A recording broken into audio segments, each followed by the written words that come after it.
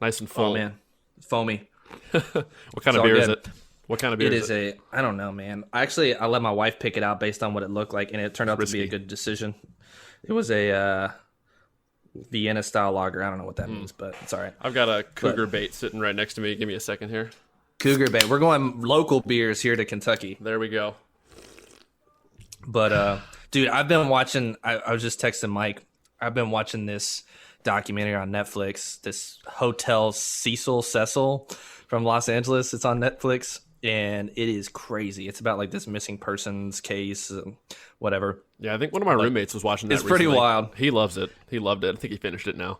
But, dude, I can't believe the weekend's already almost over. How come weekends are starting to just feel like a lunch break? I saw that in a meme the other day. I was like, that's all too true. I don't know, man. It starts to bleed together for me right now because sometimes I work from home and sometimes I'm like, what is today? So I don't even know. Yeah. But Well, all right, let's get this show on the road. Welcome, everyone, to the Aged Out Podcast. I'm one of your hosts, Mike Fantini, and with me, as always, is... Evan Worrell. And make sure if you're watching on YouTube, you make sure you like the video, drop a comment if you want to join the conversation, share the video, subscribe to the YouTube channel. If not, make sure you're subscribed on major podcast services, whatever your listening preference is, Google Podcast, Apple, Spotify, whatever. Follow us on social media, Instagram, Facebook at Aged Out Podcast, and then hit us up on patreon.com/Aged Out Podcast if you want to support us financially at all. And then make sure you go check out LoneStarPercussion.com because they are partners of the podcast. Use the code AGEDOUT. Save $10 on any order of $50 or more. Like I've said many times in the past, real easy to do that on percussion gear. Help yourself out. Help us. Help them. Everybody wins. They'll take care of you. And now that I just word vomited all that, Evan, do you want to take it away and we'll get into this bad boy?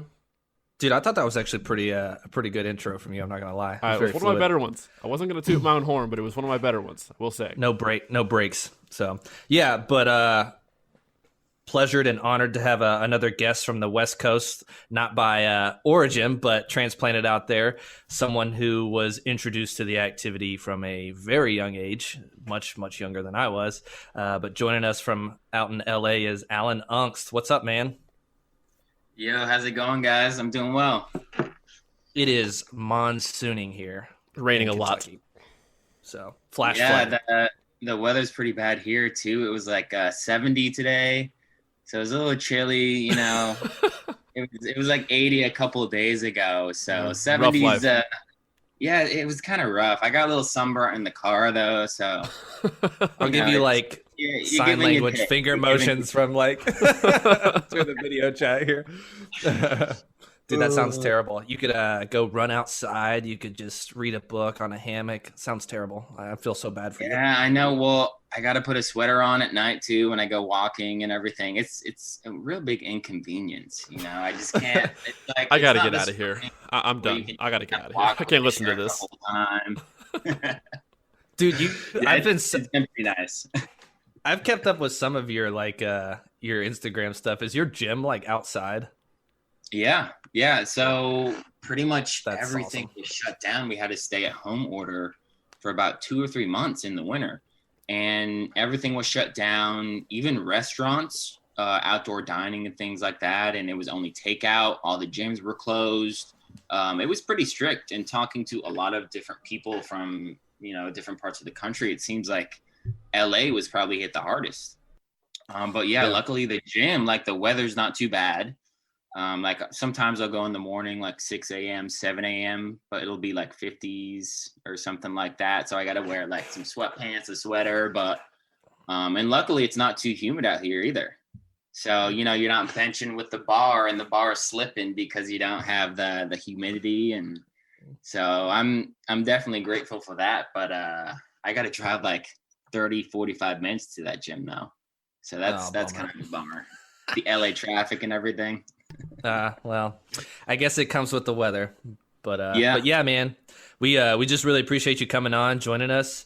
We'll give you the opportunity, obviously, to take us through really, I guess, just kind of your story. Obviously, I'm sure you got introduced to the activity at a much younger age than most people, just with your dad, Tom, and your mom, Darcy, being so heavily engulfed in it when you were a young kid. So yeah, man, kind of take us away how you, I don't want to say got introduced to music because I think that's probably pretty self-explanatory, but yeah, dig in. Yeah, I guess before I jump into that too, just I want to let everyone know that this podcast is awesome, and I got introduced to it in the beginning of COVID, and it was really cool just getting a bunch of different people's perspectives on things, whether you guys interviewed members or staff and it was just kind of no one was really drumming or doing anything during that time, so it was one of those things where I got a lot of different people's perspectives, and it kind of got my juices going for drumline again. So you guys were kind of that bridge. Sweet. During the beginning of COVID. But anyway, yeah, so my dad's Tom Aungst, and at a very young age, I was exposed to the activity, the marching percussion activity. But as I think from a really young age, I just thought like I could imagine maybe someone's dad is an engineer, or someone's dad is a businessman, or someone's dad is, there's something else, a janitor or something. Like that's what I knew was kind of marching percussion and music and things like that, because that's, what I grew up in. So, people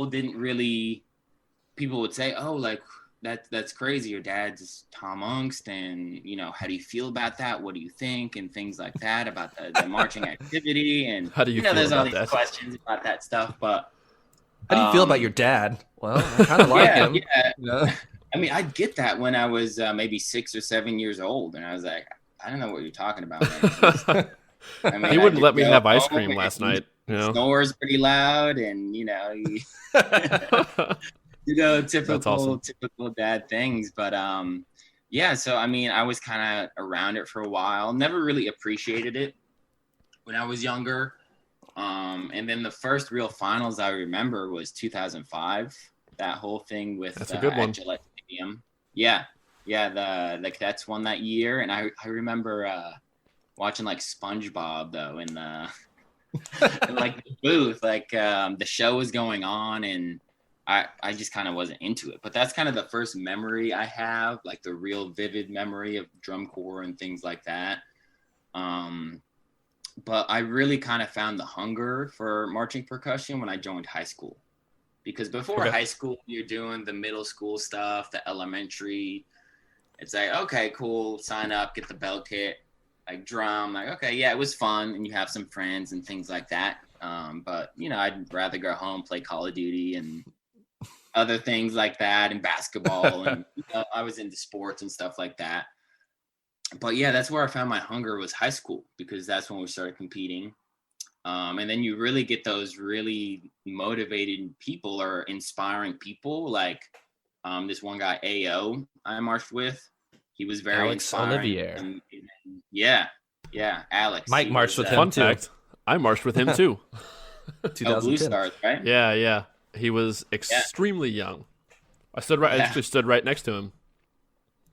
That's crazy. Yeah, I think I was there 2010 Allentown for Blue Stars, like that whole rehearsal.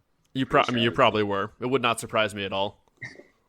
So yeah, I've kind of been around the activity, but like I said, or even 2010, I did like DTX in the pit, and I was like part of the pit in 8th grade, but it didn't really click yet until I got into the drum line in 2011, and kind of, the physicality to it, the competitiveness and the people and inspiring people like AO, really just made me kind of click. Something in my mind click where I was like, okay, this is really fun, and this is something that's, a little bit more like sports, which I really liked sports when I was younger, for the community, for the competition, and things like that. So you got way more of that when I joined high school. So I did that, through 2014 is when I graduated. I did Spartans as well during that time, like an open class group from New Hampshire. I actually did 7th Regiment before then, but I had to drop it because I got mono. So shout out to them at 7th. Yeah. Yeah. So how old would you have been if you had done 7th Regiment that summer? What year would that have been, and how old would you have been? So that was 2011. That was my freshman year, or after my freshman year of high school. Were you supposed to play snare drum? Yeah. I was pretty old for my grade though. So think it might have been 15 because my birthday is in July. So I think still pretty 14. impressive for a freshman going out Division II or open class. I don't even know what it's called then. Open class group. Yeah, I still remember, trying to get the trad grip and everything because my match chops were pretty good because of the whole Dartmouth thing. But trying to switch to the traditional and getting that was definitely some difficulties. But, you make those connections where it's like, okay, well, I know how to drum. It's just I got to connect the mechanics of that left hand to make it work the way I want my mind to work. But I didn't finish that season, but it was humbling now looking back to it. Like I remember crying at the time to my mom because I wanted to finish, and she's like, "No, you're not finishing." Like I was just very immature. You have like 7 seasons left. It'll be okay. Yeah. So that was 2011 when I did 7th. Spartans 2012, Crown 13 and 14. BD 15, 16, 17. And then after I graduated Dartmouth, I did RCC 15, 16, 17, 18.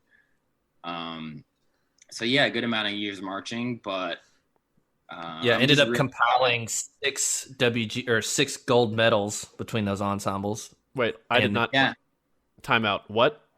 Yeah, so Crown 13, Dartmouth 14, BD 15 and 17, RCC 15 and 18. So 6 gold medals and then like a handful of other silver, bronze stuff mixed in there too. So he might be one of the most decorated people ever. Could be. It's up there. It's got to be up there. If anyone's people with 3 DCI championships, I know I can name a few. Like this guy Sean Clark, who marched Blue Devils with me. A lot of BD people for sure. Well, duh. Yeah, of course. If they march long enough. There's actually this guy that marched BD since he was 15 and won like 6 gold medals with him. So whatever, If you're in Chino Hills now, there's usually a good chance you win 2 or 3. So that's true. Someone's got to know. Someone's got to maybe Nicole or something. Or if somebody she's knows probably somebody, got a lot. Yeah, if you know somebody out there listening that has that many medals across all their years or more, drop a comment on the YouTube video or something to let us know, because I'm very curious. It's got to be. And you got an outdoor drum trophy in 15 with the Ink Show. Nice, great drum line. Ryan Else was in there. No Ryan. Coincidentally, the last time BD was on Pearl. Coincidence? Not saying anything, but also saying something. So, but definitely, yeah. I'd say, out of all of it, probably, maybe 17 BD, 18 RCC was my favorite. Just because you really get, especially aging out, if people get the opportunity to age out, and unfortunately, we're in COVID circumstances, but.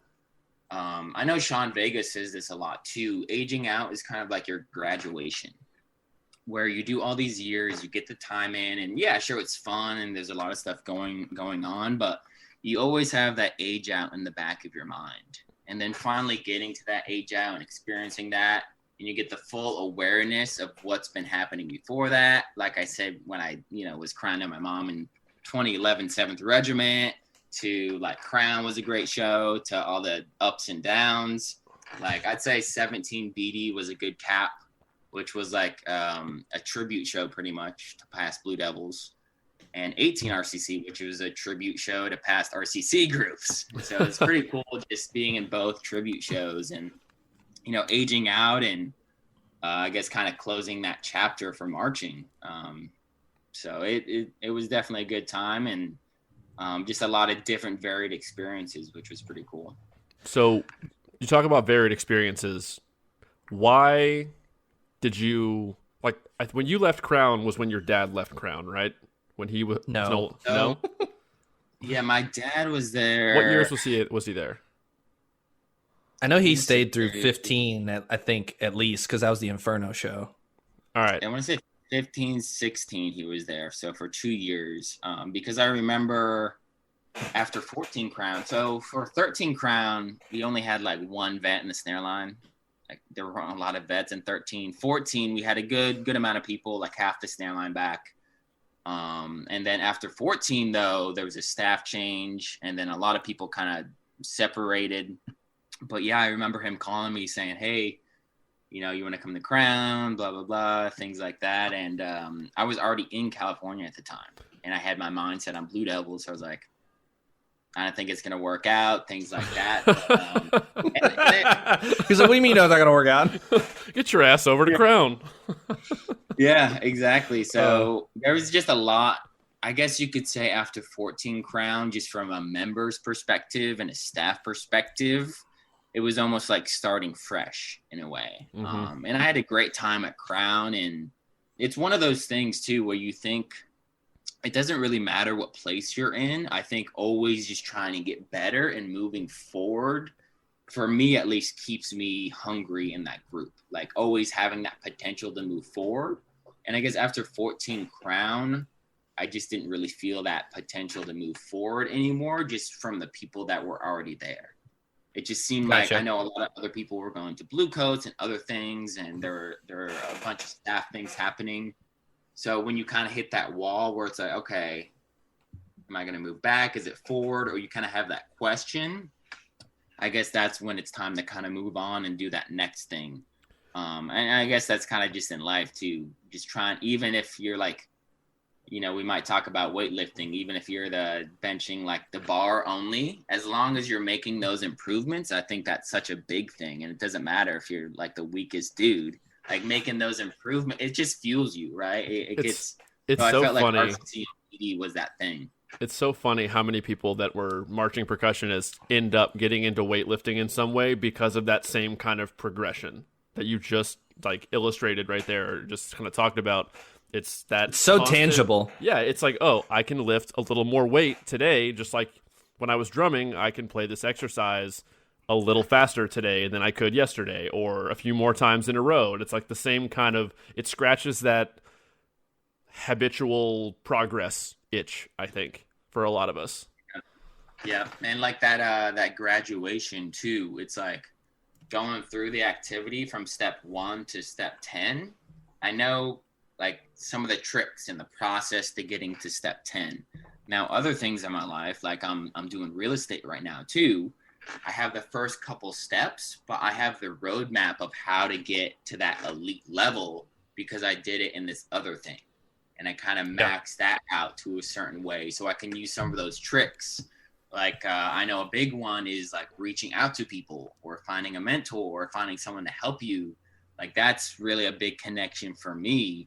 Just because when I was trying out for like Crown, I know this guy, Andy Kim, he was like a 4-year vet there. Yeah, I marched 2 summers with Andy Kim. Nice. Yeah, he just pretty much drummed with me. It was like me, him, and this other guy from Spartans who wanted to try out. We went up to like Rentham, Mass, like 45 minutes away from where I lived, and we just kind of drummed. And it wasn't like a formal lesson or anything. So shout out to Andy for that help. But just I guess maybe finding like people like that along the way who know the path. Like Andy was like a top level performer in world class. So finding him, and I knew I wanted to do Crown. So I was like, okay, well, try to kind of connect those pieces so you can connect those in other avenues too. Like the real estate stuff I'm doing right now, I can try to make those connections. Like, okay, who's doing what I want to do? And how do I talk to them? How do I connect to them? Like, how can I offer them something? Hey man, can I take real estate private lessons from you? What? What'd you just say? Yeah, the vernacular is definitely not the same, but the process is pretty similar. I totally relate. I mean, my gig, my day-to-day job, like doing insurance, it's like the same way. You just like, all right, you set goals, like you either work out or you do this, or like instead of chopping out for 30 minutes, I'm like, all right, I'm going to touch base with this person or this guy who's like a mortgage broker or this, whatever. But it's the same. Like you're talking about, you're applying one skill set to another facet of life. Once you figure out how to become like a world level, whatever, it can just immediately translate to the next thing, which is sick. I think that just to kind of interject on that, I think that's a big thing for percussion, or the WGI and DCI activity for percussion, is that age out. And I know other people have kind of talked about it, where you kind of age out and you have that after period where you're like, oh God, like I put all this time into it and I can't do it anymore. And you want to like, oh, let's extend the age out. Let's do this. Let's extend it. Like I want to keep doing it.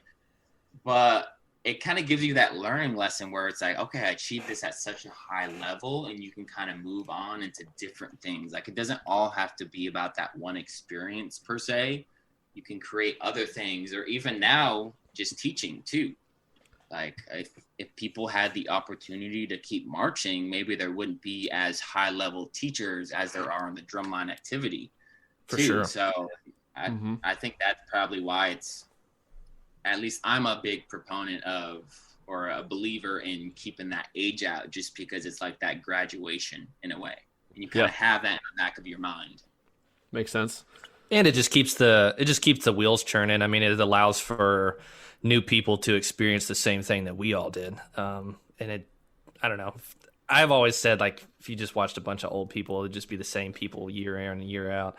That wouldn't be as much fun as just like witnessing like the new people, and especially with like social media and like YouTube these days, like witnessing this kid go from like this group, like I think that kid was in that group last year, now he's in this group, and I was in this group. It's like, good for him, man. That's awesome. Yep. But to kind of backtrack a little bit, you had already moved to California. I'm assuming there was like a multitude of reasons, like maybe you had in mind, like, I do want to do RCC. I do also want to do this with school. I do also want to do this. What was like that process that took you from Dartmouth, Mass out to the West Coast? Yeah. So after high school, I didn't really know what I wanted. Like, you know, people say, oh, after high school, like go to trade school, go to college, do that, and then figure out your life. So for me, it was like, I don't really know what I want to do. And the one thing I really liked was marching percussion.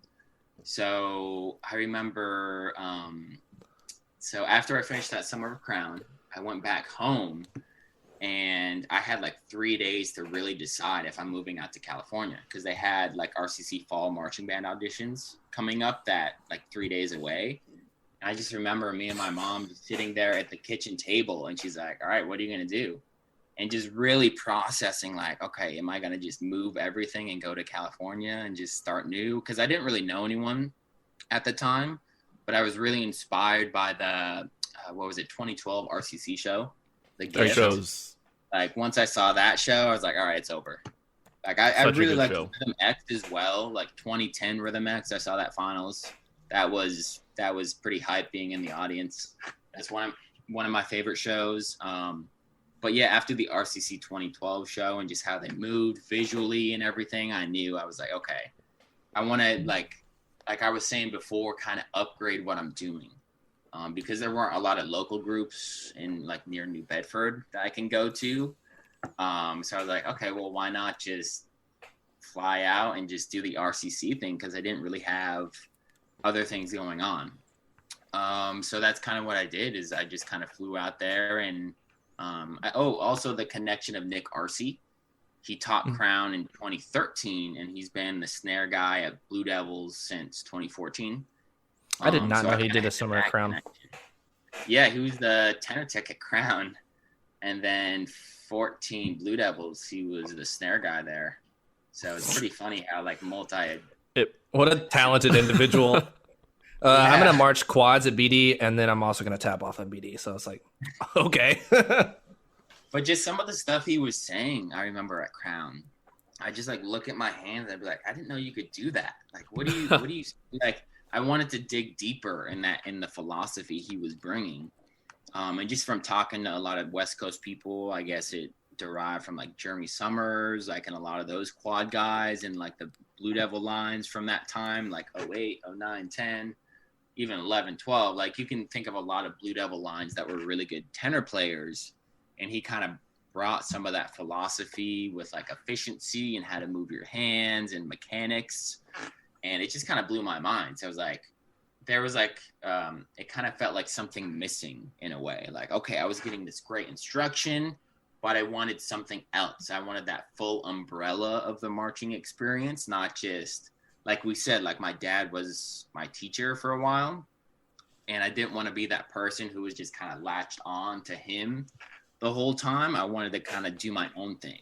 You know, after a while, you kind of grow up. You're like, okay, well, I don't want to just do whatever my dad does or do whatever my mom does. You kind of want to make your own identity. And I guess maybe that was it too, was my own identity in a way. But yeah, I guess a multitude of things, but I just kind of took that leap of faith. And I was like, okay, who doesn't want to live in Southern California? That was some of it. It was like, all right, do I want to live in Ohio or Southern California? That was the correct decision. You chose wisely. Right. Old quote from Indiana Jones movie there. I think that sentiment mirrors. Sorry, I'll let you go in a second, Mike. That's fine. I think that sentiment that you just talked about mirrors a lot of what Ryan Ellis had told us before too, in his kind of approach for. He had done summers at Bluecoats, and there were a multitude of reasons why he went out to BD, but one of them was for sure that he just wanted to get a broader picture of the activity and learn from different people to enhance himself as like a potential instructor down the road, which he obviously is now, just to learn from a different train of thought. So I totally get that. I mean, I wasn't going to march my age out summer I wasn't going to march my age out at Crown, which I've said on here multiple times. I was going to go to a different corps, but just didn't end up marching at all. Yeah, what were you going to say, Mike? I was just going to switch the subject to ask one question before we get too far away from your younger years. Was there ever a point, whether it have been in middle school or high school, that you were questioning that you were going to keep pursuing this marching percussion thing, despite who your parents are? Like, were you like a sophomore at any point, like a sophomore, 7th grader, 8th grader, where you're like, no, I think I'm just going to try to play basketball or just do this or that or just not do band anymore?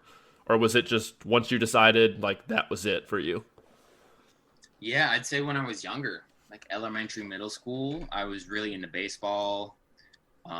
So that was kind of a possibility just to kind of play baseball. And even just my friend group, like everyone kind of has friend groups that they hang out with when they're younger. And that definitely changed when I got into high school. But it was definitely a thought of not really knowing or not committing to the marching band thing or just the marching activity.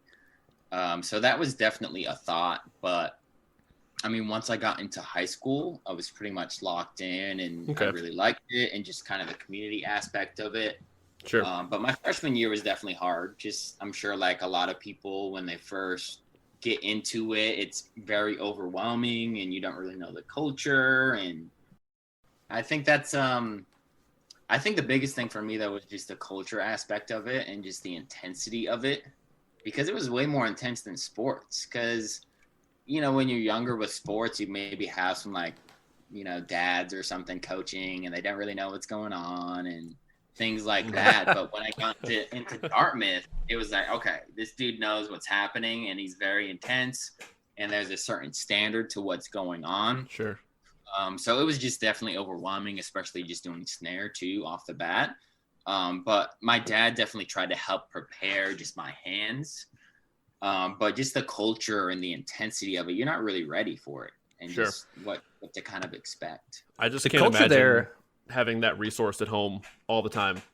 Like, you're just like in 8th grade, like, hey, Dad, let's drum for a while. All right, cool, thanks. Well, You didn't practice today.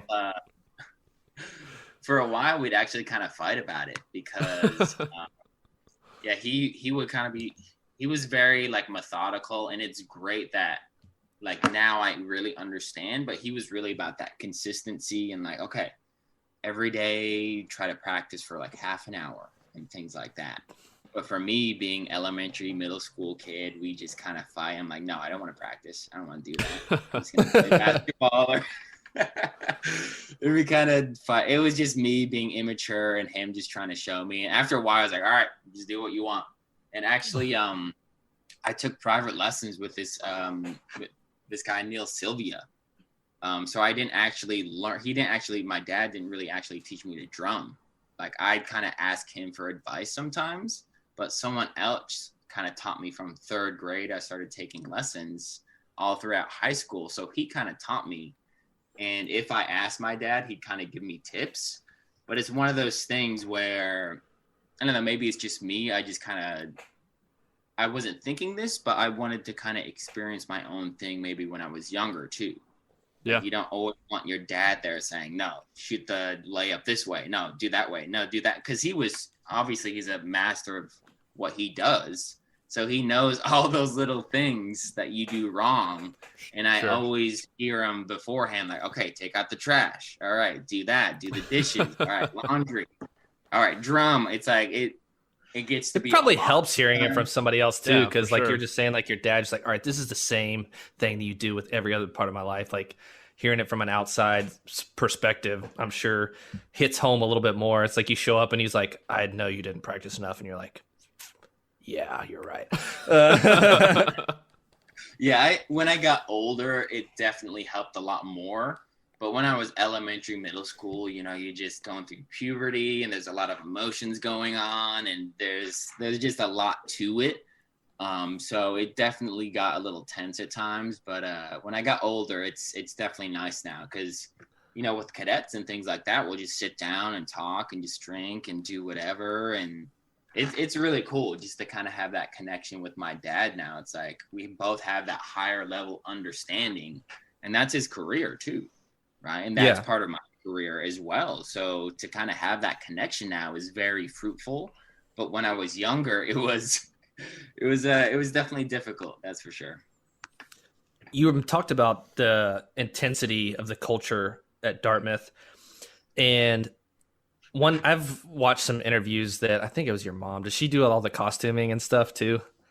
Yeah. So obviously the costuming is very extravagant and elaborate. Was that just like everybody who was in there was like, this is what we're wearing, whatever, we're drumming, like we don't care? Because some of it's pretty like intense. Like you guys do it to, I think she called it maximalism in one thing instead of minimalism. Were you guys ever just be like, all right, this is what we're wearing, whatever, it's whatever? Yeah. I'd say it just is part of the culture. And you're just kind of indoctrinated into it as a freshman, 8th grade, and even a lot of people now, 7th graders they have in the group. Yeah. So you're just kind of part of that culture and you know what's going on. And it's really fun. And it's kind of like a family too. It's not like, because I know a lot of different programs, it's just all kind of guys and just drumline. But I know as far as Dartmouth, there's like a dance team and a lot of visual aspects to it and things like that. So it just really is part of that culture. And you don't really know either when you're kind of in it, because you got to think too, like you're still a kid at that point. So you're like in that town, those people, you don't really, you see videos of Chino Hills and Ayala and what they're doing. And you're like, okay, that's cool. And it's very different. But then you just kind of think too, it's like, okay, like it's just very different what we do. And they're like, 3,000 miles away too. So it just seems kind of out there. For sure. But you never, I don't think anyone ever really, kind of gets down on it or anything like that. It's just kind of, oh no. And everyone just kind of hypes it in a way. I love it. Now I think that I look forward to it every year. Especially, I think one of my favorite shows from the past few years was watching that the Out of the Box show that they did. I was like, man, these kids are just like going hard. And as a like designer and person who watches the activity now, I just look at it. I'm like, man, this is so unique every year. Like, it's just not the same show every year. Like people get, some groups especially like kind of have their style like get pegged into. It's like, man, this is a different show every year. This is pretty sweet. So I was just kind of curious. Yeah, I like what you say about the style though, just because you even think about different artists too that you'll listen to on Spotify or Apple Music or something, and they all have their kind of way they do things. And even though, okay, this song might be slower, this song might be a love song, this one's like really hype, this one's energy, but they all kind of have a way of doing things and just something unique that they bring to the table. And I think that's definitely true, and maybe how we thought of it as Dartmouth too. And even you think about the people competing in the Massachusetts region too. Like we'd never see anyone except for Dayton. And then that was just a total shock to us. So, I mean, when we were doing the local shows, it was like we were rock stars in a way. Like everyone kind of lined up to the local high school bleachers and try to watch. And then when we got to Dayton, we're like, maybe we should have done a few more reps, or maybe we should have, not tooted our horn too much. So yeah, it was definitely, I'd say more like Broadway based. I know my mom talks a lot about Broadway, and I guess that kind of East Coast Broadway kind of influence was very extravagant. Like I just watched Hamilton. I guess you can just relate a lot of the costuming to Broadway. And I think that's where she pulls a lot of her influence. I don't want to speak for her, but I'm pretty sure she's very into that stuff. So I think that makes a lot of sense, actually. I mean, you guys know my dad. He wouldn't come up with that stuff. Like, he's not. He wouldn't come up with like a lot of these wigs and costumes and makeup. And I mean, that'd be funny if he did. But yeah, a lot of it comes from my mom. Is this gonna hamper them from playing the Flame Drags? Nope. Okay, I don't care. Yeah, that's always his first question. All right, are they good playing? All right, then do whatever. That's fine. Yeah. And so being at Dartmouth, you already hinted on, like, obviously you guys, and Tom has talked about this too on here, the podcast himself, just about the movability and portability of like the match grip and how it doesn't really peg anyone into any specific track. But as you like branch off and start to move into your career requiring you to play traditional grip to do these groups, was that, and you talked a little bit like how you're just applying these other things. Do you feel like that was a pretty quick process to pick up, even though you hadn't done it, just because you knew basic fundamental skill sets? Yeah, I wouldn't say it was quick, but I'd say it was easier just because you can relate it better. But I guess I'm going to go back to weightlifting. It's like, okay, say you know how to lift all these lifts, but you've never done biceps before. So you're going to be weaker at biceps, but you have the knowledge of knowing how to weightlift. So you're going to progress faster. But to say like, okay, I just picked up the left and it was easy or it was quick. No, just because you got to build the strength in your hand. And especially the fulcrum, I remember the fulcrum would always slip because I wouldn't have the strength in my left hand fulcrum. But I knew like, okay, well, I probably got to rotate. Okay, I probably got to do this. I got to do that because there's a lot of similarities to match in traditional. But I'd say just building that strength definitely happened over time. For sure. Worked out pretty well. So, yeah. Definitely didn't pick up bad habits at an early age, which can be pretty detrimental. Definitely. Yeah. Yeah. Well, definitely doing the 7th Regiment and then Spartans, that definitely helped. It's not like I just kind of jumped right into like, all right, now you're in Crown.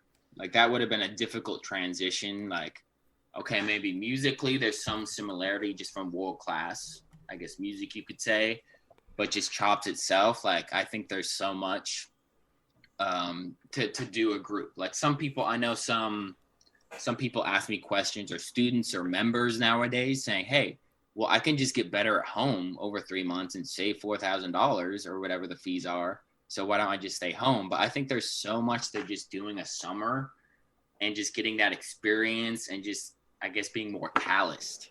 Like, it's like, oh, you're gonna sit at home and play exercises for 4 hours a day? No, okay, I didn't think so.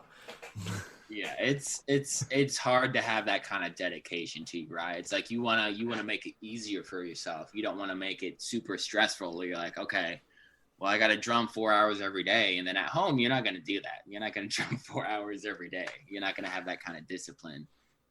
So it's definitely something to be said to just kind of do a group, even if it's not, per se the group you want to do, just kind of doing that group and even meeting different people too. And I guess getting their perspectives on drumming and just kind of chopping out. I feel that, man. Just kind of jumping around, which is fine. We're a little bit sporadic, but that's kind of the way the conversation always flows. So I am going to talk about a few shows because over the years you talked about, you just saw RCC 2012 and were like, yes. Since aging out, I have become like an RCC fanboy, just in what they do, the way they approach it, the way that they design. It just seems like it's all so methodically well thought out. The 15 show, the Guardians of the Breath, in my opinion, should still have the record for the highest score, but also just such an incredible show where and we talked to Nicole a little bit about it before, but were there like points in some of these shows that you marched where you were just like, this is going to be it, whether it's BD, RCC, Crown, or whatever, like early on in the season where you like, yeah, this is going to happen? Ooh, I wouldn't say so, really. I know the 15 show, the RCC show, that was a big one. And obviously during the time we broke the record. But during the season, I guess it's difficult as a member just because you're so focused on yourself and just trying not to tick, right? Trying not to mess up. So for the 15 show, I knew we definitely had something special when we started competing. But to say beforehand we had something special, maybe not, just because it was my first year doing it. But I'd say 18 RCC, I kind of knew all along, like, okay, that was a great show. There was a lot of great stuff happening, but it was more of a slower paced process to get it all culminated. What's one thing that surprised you? What's one thing that kind of shocked you about the way the RCC designs, or just the way that, I mean, you went from Dartmouth and Carolina Crown to this West Coast experience, and was there one thing that you were just like, wow, this is really different, the way that we're designing or just going about learning? Yeah, the biggest thing I can think of right now is a lot of stuff when I march some of those East Coast groups, like Crown, Dartmouth, Spartans, it was more planned out. Like you knew what you were going to do before the rehearsal started. And then as I guess some of the culture shock when I got to RCC and Blue Devils is you didn't really know what you should do, but you had an idea of kind of what to prepare for and what to expect. Whether that could be, okay, well, instead we're just going to do some visual now instead of drumming. You're like, okay, well, that wasn't on the schedule. So if you're very like schedule oriented and very nitpicky about that, that probably would be a big shock. And that kind of was for me, just because I was like, okay, well, this is the music. You don't really change it too much from the day to day. But I know RCC, Blue Devils, sometimes we change the music on the spot and say, okay, we'll just do that and do that. So that was kind of the biggest change, was just within the rehearsal, knowing that it was more malleable, whereas opposed to the East Coast, it was more, this is what we're doing. And it's a more structured plan of A, B, C, D, E. And it didn't change too much, at least from my experience, doing Crown, Spartans, Dartmouth, things like that. But I know a lot of that has kind of changed and kind of come together, per se, since I aged out. But that was the biggest difference for me. Yeah, I think in my experience with like Crown and stuff, it was always, you have the music. All right, here, we printed out your drill charts. Write your dots in your dot book. We're going to go out. We're going to paint them. We're going to learn the dots. Then we're going to go back. We're going to put the music to the dots. And this is that. And this is that. Boom, boom, boom. And then doing a group like X, it showed up and it was like, all right, you stand here. Now you stand here. Can you get over there in 8 counts? Yeah. Okay. Do that. Then they'd have everybody do it. I'm like, no, we're going to change that. No, doesn't work. It was just all on the fly, designing and staging as you go. Yeah, and that experience.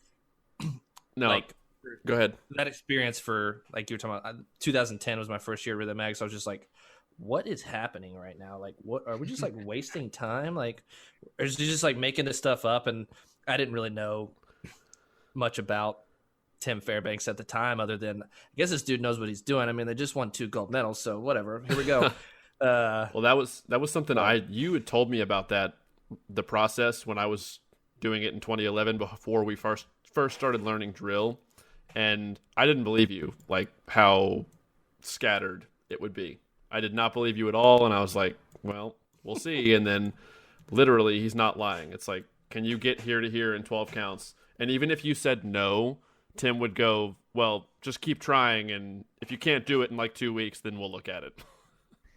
Yeah, there was a lot of that at RCC for sure. More RCC Blue Devils was a little different. Like there was some more staging compared to drill stuff. Definitely on the West Coast, like Blue Devils and RCC, but RCC a little bit more just because you have a smaller group. Like Blue Devils, it would have been kind of hard to manage that, just from my experience. But definitely a lot of what you were talking about, Mike, where people would ask, or Jamie Hawley, the visual guy at RCC, would ask, okay, well, can you make it there in 12 counts or can you make it in 8 counts? And I would always say, yeah, even if it was too big. I was like, all right, whatever. Like, I'm going to do it. So, it's like, are you telling me to do it? Yeah. I would take it as a challenge. I was like, all right, you want me to do that? All right, I'll do that. But, and then if I look stupid, he'd be like, all right, just back it down. No, that's too big. So, but there was a lot of staging for sure. I feel like there's a lot of that when I watch RCC that goes into it, as far as, all right, yeah, that looks awkward, and we don't ever want you to look awkward as a performer, so don't do that much. Just because when you watch the ensembles move and the visual things develop, it all just seems so fluid and so comfortable. I just imagine that there's other groups to be like, you have to hit this. Like, in my experience in an independent open group, we'd be like, we just can't do this. And they'd be like, you have to. Versus like a world-class group like that, where the performer's being like, I can't do this. The designer's probably like, okay, I believe you. Let's change it. Yeah. The end of the RCC 2018 comes to mind after the vocal lyric or whatever. And then they start doing like the ritual body, and like everybody moves to like the back right of the tarp. And I was like, dude, this all just flows so well. I can't wrap my head around that visually, like designing that. My brain doesn't function that way. But well, we've had that discussion on here a lot about Blue Devils move so well, RCC moves so well. Part of it, of course, is they're extremely experienced members and they just march well at that point in their careers. But part of it, I think, probably does have to do with that design decision and understanding there's limitations to what someone can do comfortably and play and perform well with a drum on. Like, you just can't ask someone to go from here all the way over there across the floor in this many counts and expect them to look normal, comfortable, like a professional performer.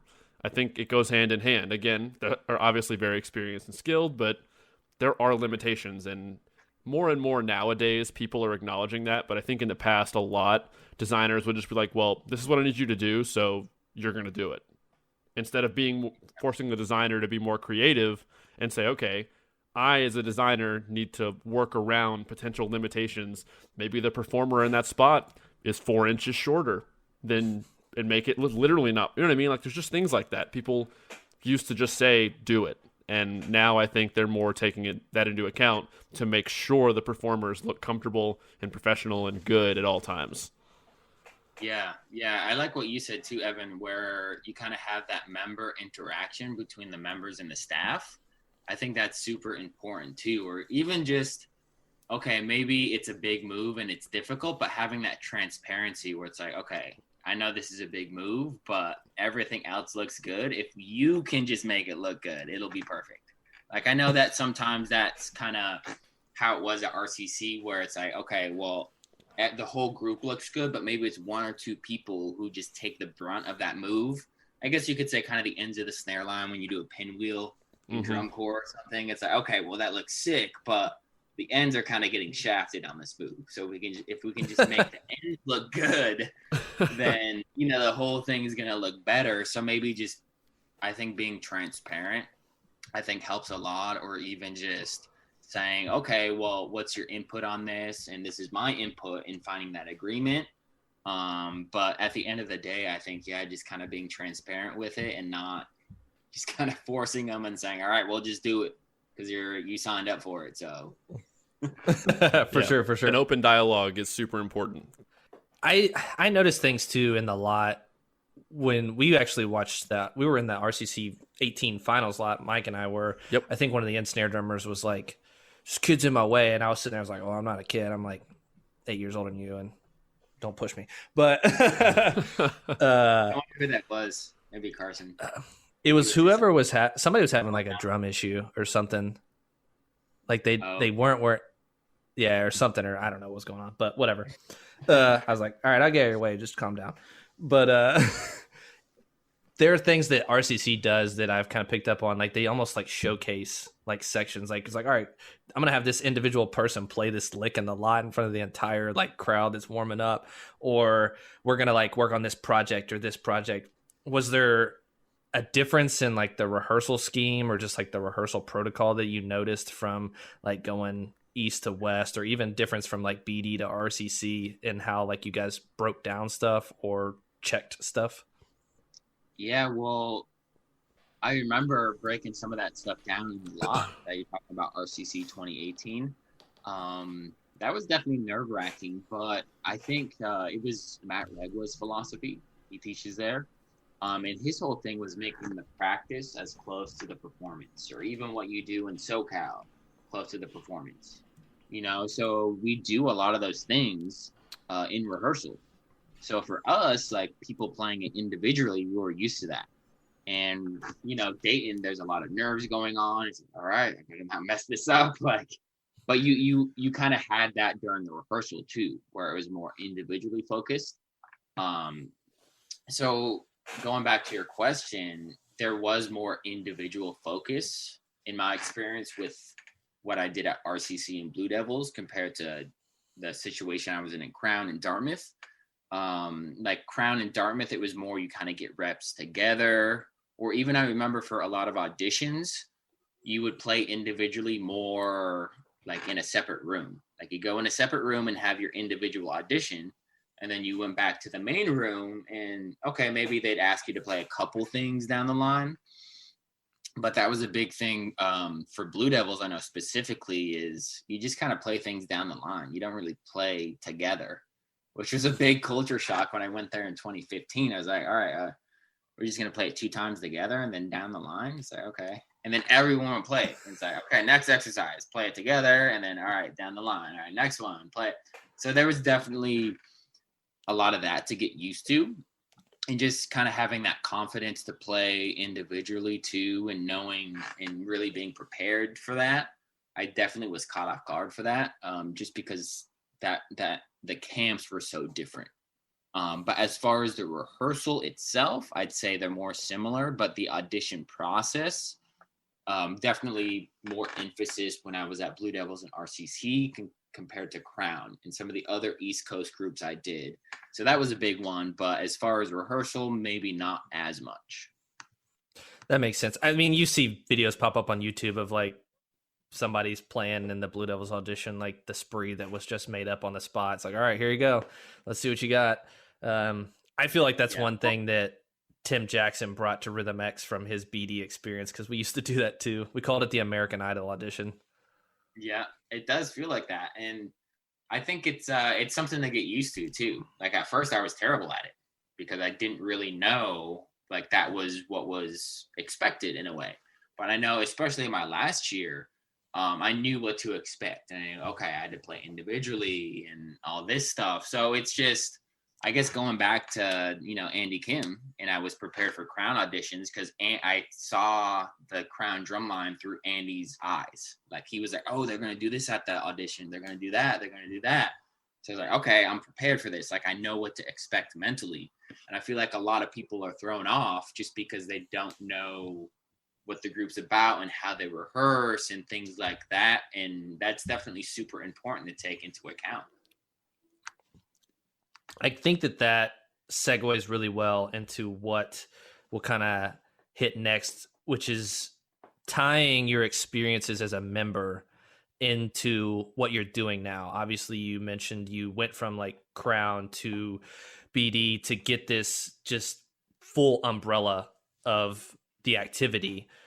So within what you're doing now, you mentioned you're teaching, I don't know if you mentioned this before or since we started recording, but teaching Dark Sky out on the West Coast, but you're also teaching with cadets and your dad on the East Coast, which I'm sure is an interesting experience too, and relationship with your father as like kind of your boss. Yeah. But how have you kind of married the two or adopted things from here and there? I'll stop it there, and then I have a follow-up question. But kind of like where have you cherry picked and kind of melded into your own teaching style? Yeah, I think just really simplify it to, that question is I just kind of do what I think works. And I think what the best thing is for the situation and the group itself. Like I know I was telling you guys earlier about different experiences I had in different groups, and that's very true. And even if you think about groups within maybe the Southern California area, they all have their own kind of subculture and technique and mechanics that they went through.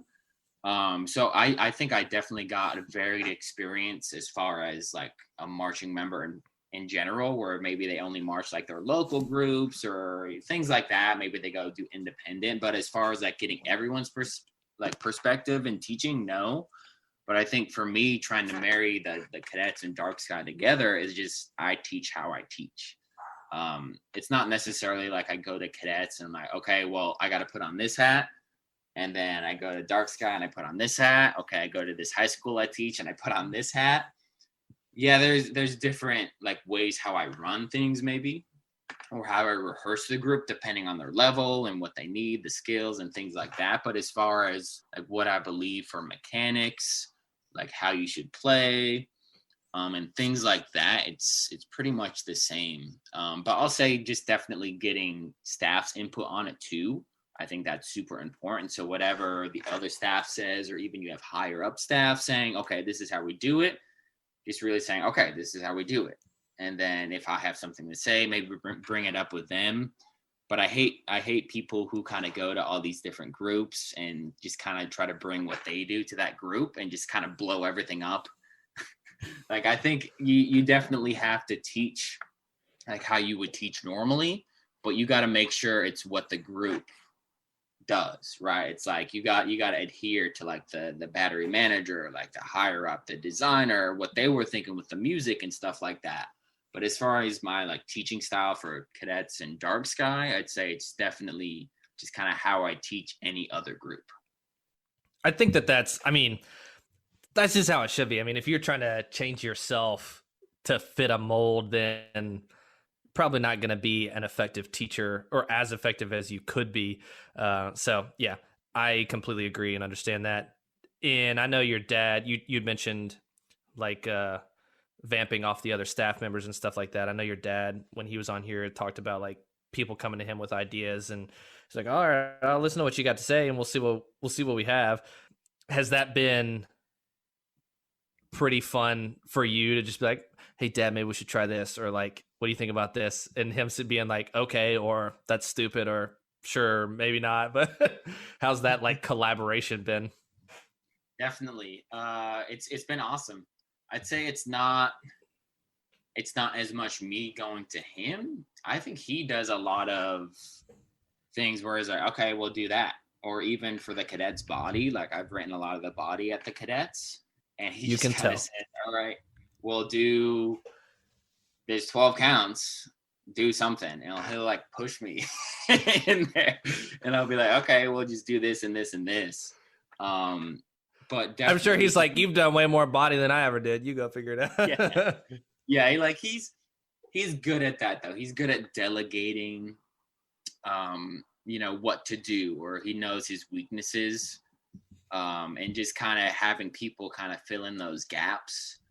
But as far as like for him, he's really good at that rehearsal structure. And that's something I try to implement as well, is just the structure of what we're doing, letting people know like, okay, this is what we're going to do. And even breaking down things like that's such a big one that I feel like it's kind of a lost art, where people don't know how to really break down music, or the kind of whole philosophy of how to implement that stuff to really get the most out of the performers. So that's something that he really is great at. But then other things, like I said, like the body stuff, he kind of just pushes me. He'll literally push me in there and say, all right, go do the body. Or I'll be up in the stands and he'll push me down and say, all right, go help him on the body, or something like that. Yeah, so definitely I've never not a lot of me saying like, oh, this part sucks, or oh, change that or do that. It's definitely me implementing like kind of those gaps in between. Yeah, for sure. I've never been in one of Tom's rehearsals, which Mike and obviously you have, but I for sure can't picture him walking down from the box and being like, all right, now you got to do this this plie here, and you got to do this coupe into this tendu, and like demonstrating it. He's like, nah, that's past me. I got other soldiers for that. I've seen him try once, but we put it out real quick. We put it out real quick. It was taken care of. I've seen. That's funny. Oh man, that's good. On the field, some 80s stuff or some like up and down the yard line, and he can kind of bend his knees a little bit too. So that's the most he can kind of do. That's hilarious. Well, dude, before we wrap this up, I have one last question that what you just said kind of segues into pretty well. What was the point where you realized who your dad was, I guess, since we're on the topic of teaching with your dad and everything? When was the point where you were like, oh, he's like a big deal? Oh, God. That was probably when I was way younger. So you figured it out pretty quick? It wasn't one of those things where it took you like going to shows and where people would come up to me and they would tell me things about my dad. I was like, why do you care? It was more annoying too. That was kind of an annoying thing. Like where now I kind of appreciate it more when people come up to me. But when I was younger, I was like, all right, like, that identity thing where it's like, okay, well, are you talking to me or are you trying to talk to my dad through me in a way? Yeah. So that was kind of the thing where maybe honestly like 10, 11, Okay. Or even when I was around the cadets, it was just, or other groups, it was just kind of annoying. They'd come up and talk about my dad. Why are all these random people doing? Yeah. I don't know. It's like, he's him and talk to him. Yeah. No, I could see that. That's cool. Who's got the better exercise, you or your brother? Oh, me. It's definitely me. Yeah, he's a little lame. Yours is definitely easier to. It's less complicated to learn. That's true. It's less complicated, especially when you get into the middle section of my brother's exercise. It's pretty tough. The fill-in where you're filling in the left hand. Yeah, that's a tough one. That took me some time to get. I only know that. I only know this because they were in the packet when I tried out for cadets in 2007, 2008. Nice. I had no idea you had a brother. Yeah. He's a senior at Dartmouth right now too. Okay, so is he a snare drummer? Or snare drummer, of course. I didn't know there was another one coming up. WGI stuff too. So I guess be on the lookout for him if things open up and stuff. So come out and live with you in California. Maybe. I mean, great state. But yeah, dude, this has been great. It's been a blast talking to you. Thanks for hanging out with us. We've now talked to your dad and you, and I didn't know you had a younger brother, so maybe in a few years, if we're still doing this, we'll get him on here. So have the whole family. Well, I'll have your mom on here too. Screw it. Why not? But all right, everybody, real quick, the abbreviated spiel. Subscribe, comment, like, patreon.com, Instagram, Facebook, Apple Podcasts, Spotify, Google Podcasts. Subscribe on all those places. Keep spreading the word. Check out LoneStarPercussion.com. They'll take care of all your percussion equipment needs. Save yourself $10 on any order of $50 or more. Code aged out. It's in the video description. Check out the reaction videos. Be on the lookout for clips. Blah, blah, blah, blah, blah, blah. We'll see everybody next time. Peace.